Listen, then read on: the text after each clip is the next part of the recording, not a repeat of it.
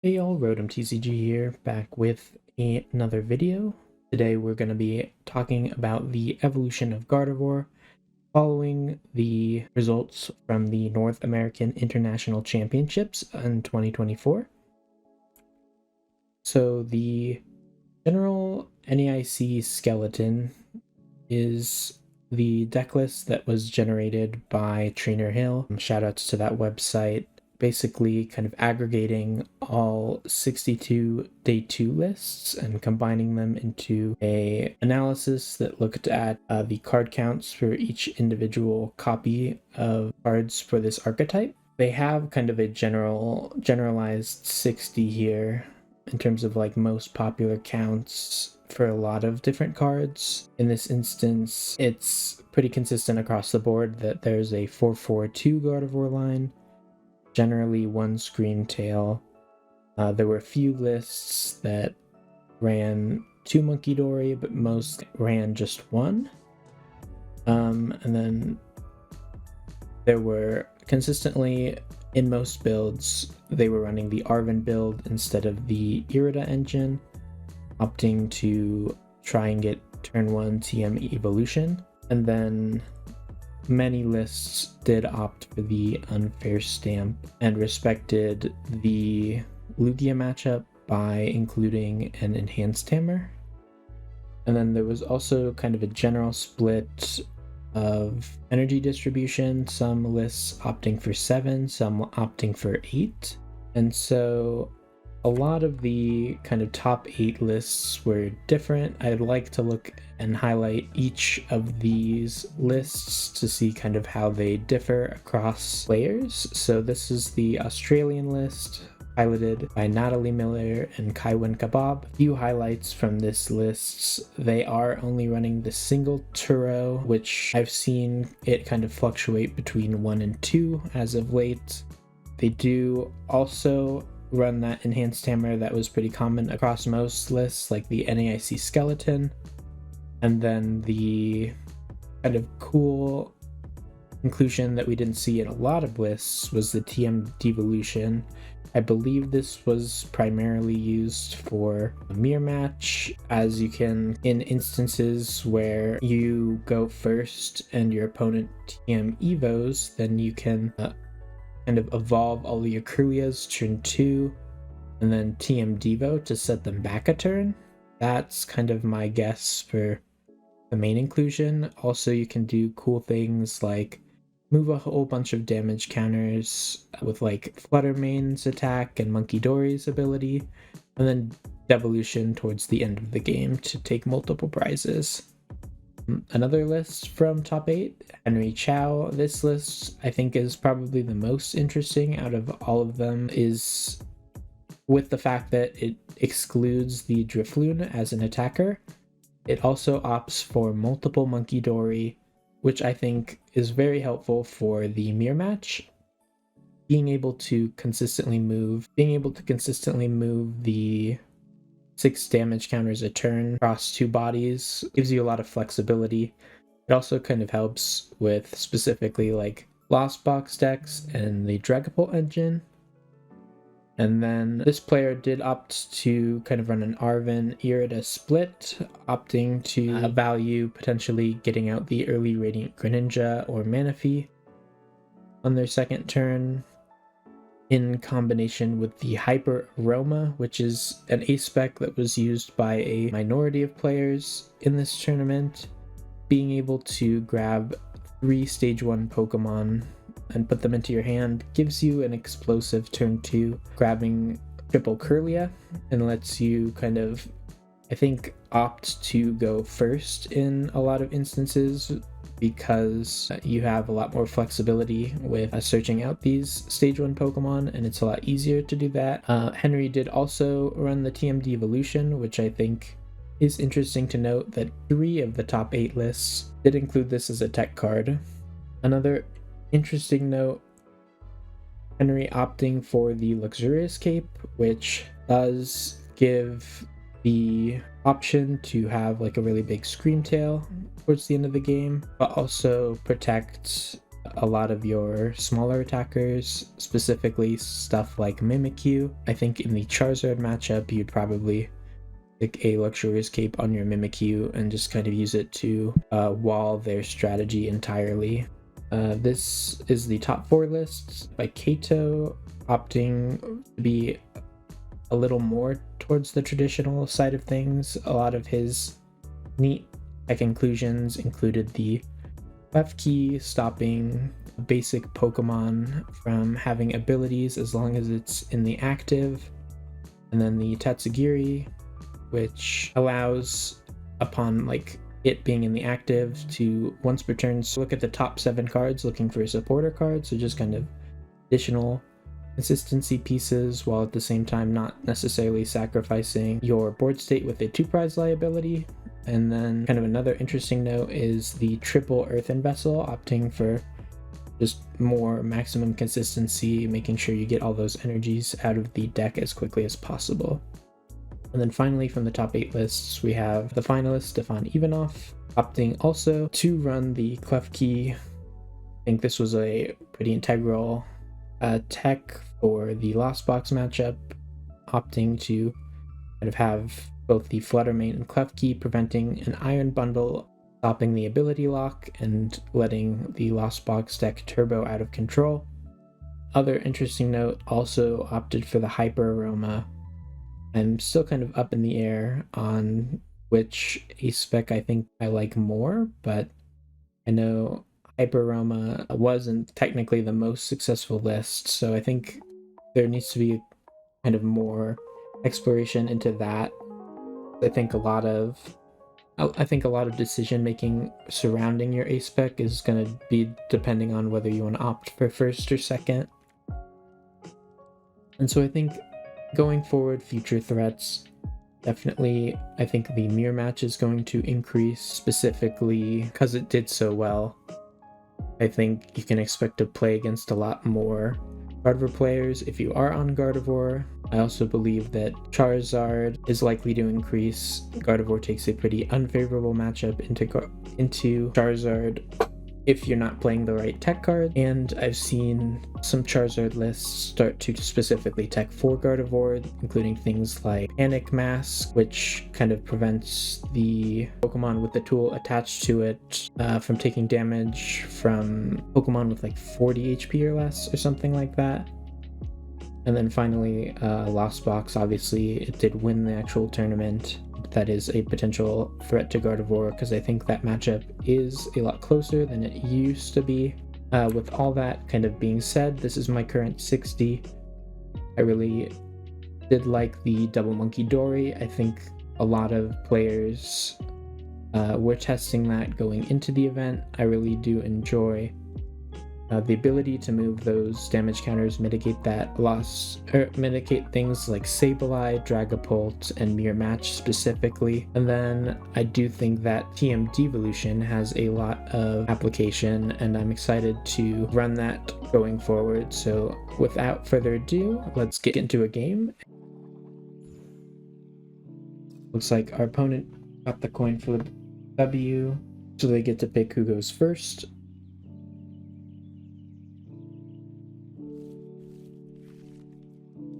Not too bad for us. We just need, at this point, an energy and a tool, which we can potentially find off the Iono. Artisan gives us a lot of variability. We're up against the Regidrago deck. We have to be kind of on the lookout for their Goodra plays. I think Goodra is probably the biggest threat here. I think Screamtail will likely be our best friend in this matchup. Dragapult is annoying, but I think the survivability that they get with the Goodra attack is going to be more invaluable to them.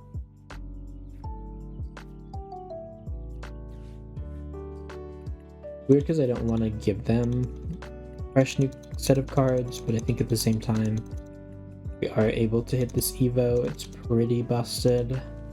It's just like not super high likelihood.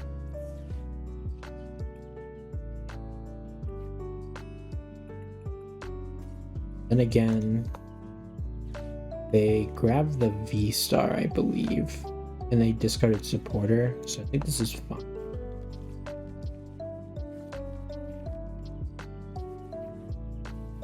Pretty good.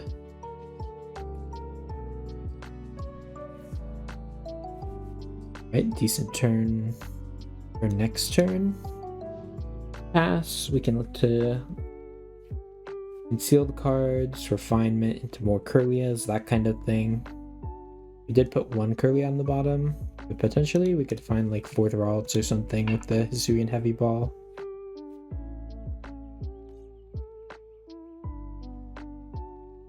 We'll see if they get the turn 2 attack or not. It's like probably like a 50-50 at this point.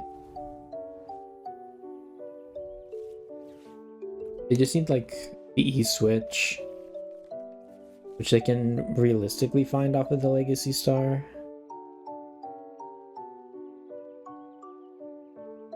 Or Cresselia is definitely in the threat line here.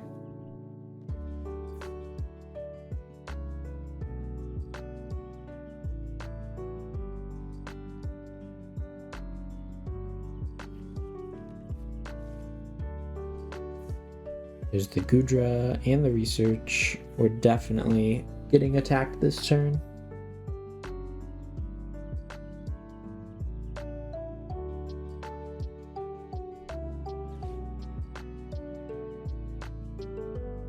My opponent likely getting a second Regidrago.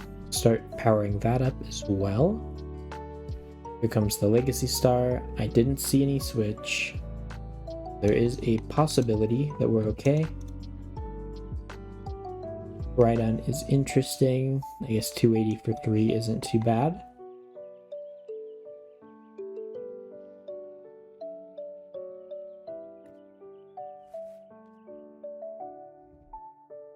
Opting to grab. Didn't tell me. Oh, Boss and Nest Ball.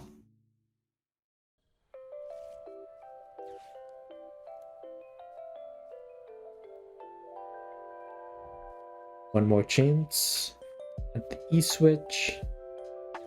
Like they got it just now, unfortunately for us. We'll see what they end up doing here though. I think it is early enough in the game where you could pretty realistically justify utilizing the Dragapult attack. So I think that's what they're going to end up doing.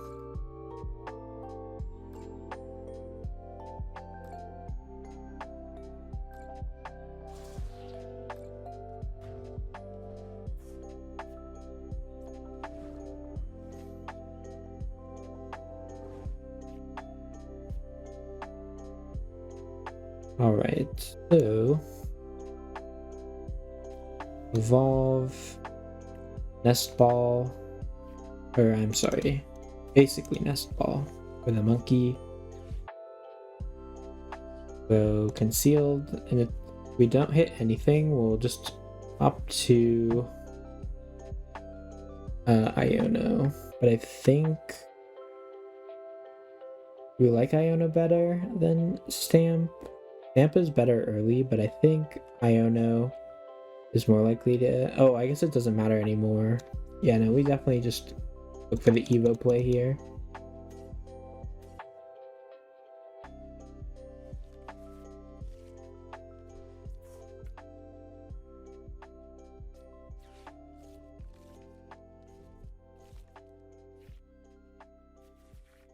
Okay, decent enough. Heavy Ball does get us a Ralts.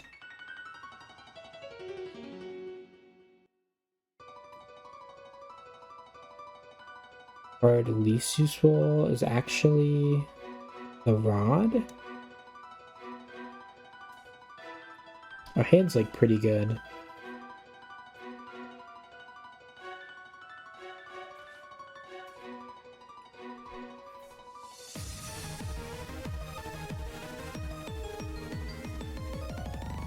I think next turn we probably look to use the Monkey Dory. Because this turn we're just going to counter catch your Evo.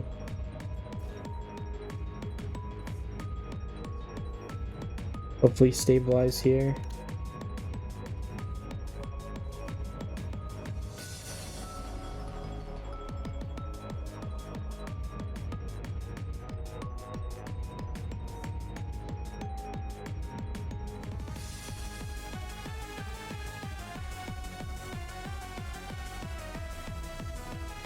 Wow, the switch off of the 2-card hand, that's crazy. So bad for us. But at least they can't KO a Kirlia here. It's only the Greninja.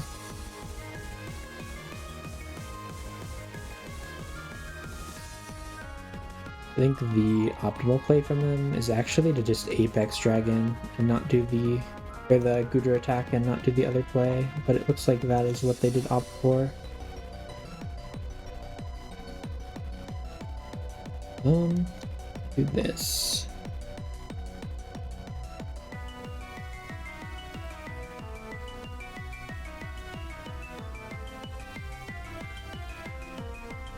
And refinement, the Arven. I think Turo is going to be too integral to our overall strategy.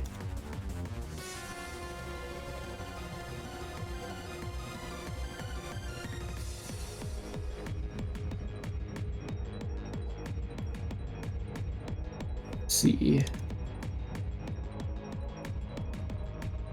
I have the other rod left. But I really don't want to get rid of the thing, so I'll probably just end up playing Arven here. Get Devo.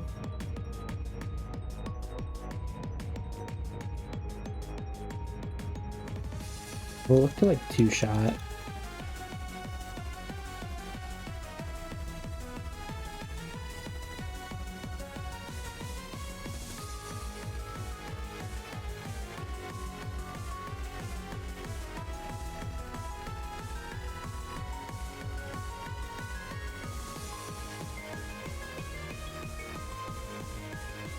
Grabbing more refinement targets for the most part. I think that's a fine use of our supporter for turn. His hand size is still very small for what it is.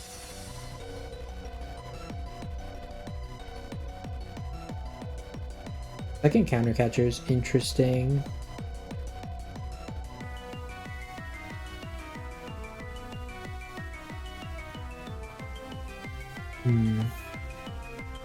We already artisaned though. I think we're almost like locked into this play. I really don't want to get rid of any other cards in hand. I don't want to put myself into 280 range. Like, I could get rid of the Psychic, but he has the Koraidon in his discard. I have to be wary of that. Do we attach for turn? I don't think so, right? Is it just a bug?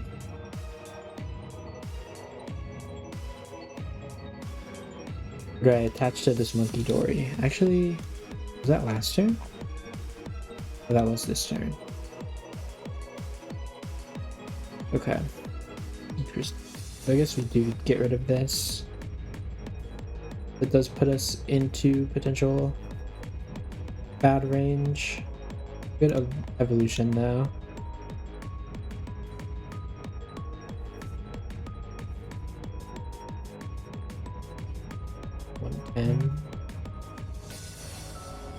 Make it 140 with the Adrenabrain.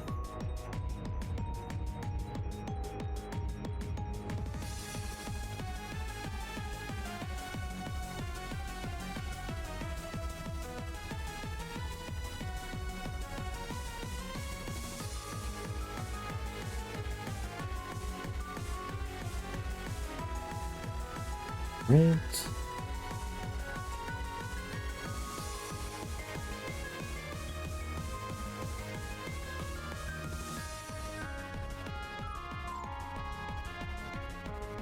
Um, 110. Counter catcher. Actually, we're gonna try this.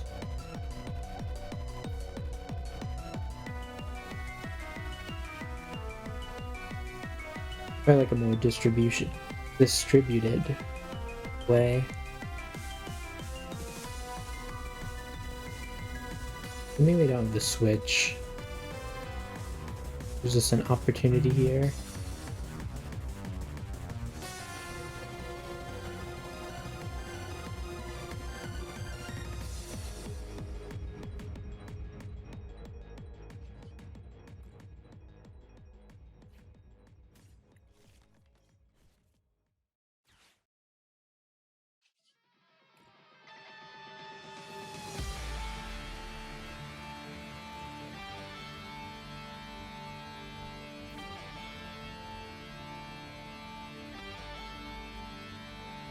Okay, look for a KO on their bench.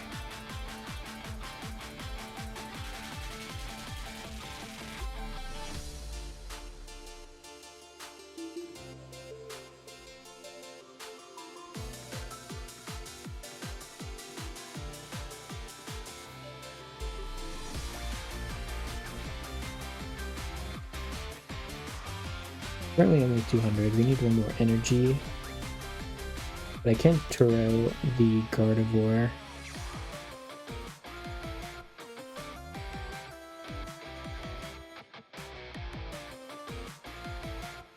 I think we just will do that.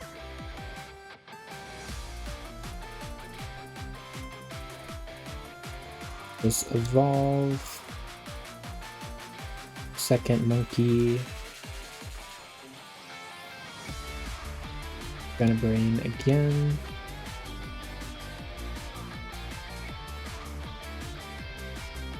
And rolling screen. 200.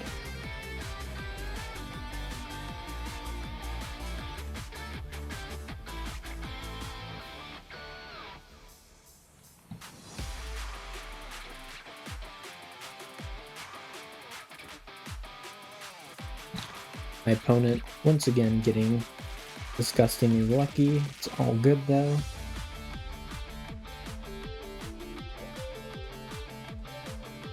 The Red Drago power. All Monkey Dory. I think at this point we just have to deal with their active.